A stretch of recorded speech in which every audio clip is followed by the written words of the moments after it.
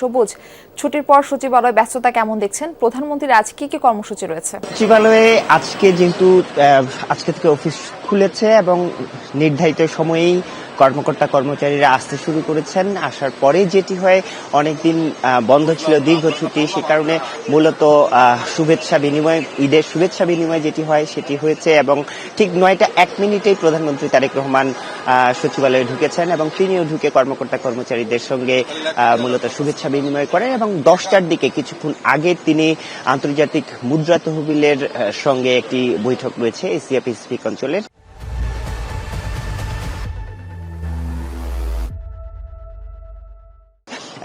তার সঙ্গে বৈঠকটি হবে, এখন হয়তো সেই বৈঠকটি চলছে এবং এর পরে মূলত 11টার দিকে অর্থ মন্ত্রণালয়ের যিনি মন্ত্রী আমির খসরু মাহমুদ চৌধুরী, তার সঙ্গে একটি বৈঠক রয়েছে। অর্থাৎ বর্তমান যে আর্থিক অবস্থা বাংলাদেশের, সেই বিষয়গুলো নিয়ে তিনি অর্থমন্ত্রীর সঙ্গে কথা বলবেন এবং এরপরে প্রবাসী কল্যাণ মন্ত্রণালয়ের গঠিত একটি কমিটি নিয়ে তিনি বৈঠক করবেন, সেটি 2টার দিকে। অর্থাৎ আজকে অফিস খুলেছে, প্রথম অফিস ঈদের পরে, এবং এর মধ্যেই সচিবালয়ের যে কর্মচাঞ্চল্য ফেরার জায়গাটি, যেহেতু প্রধানমন্ত্রী নিজেই 9টা 1 অফিসে ঢুকেছেন, সচিবালয়ে ঢুকেছেন, সে কারণে অন্যান্য যেই কর্মকর্তা কর্মচারীরা সচিবালয়ে, তাদের মধ্যেও এক ধরনের কর্মচাঞ্চল্য এবং দিনভরেই প্রধানমন্ত্রী ঈদের আগে যে সর্বশেষ ছুটি, তিনি যেভাবে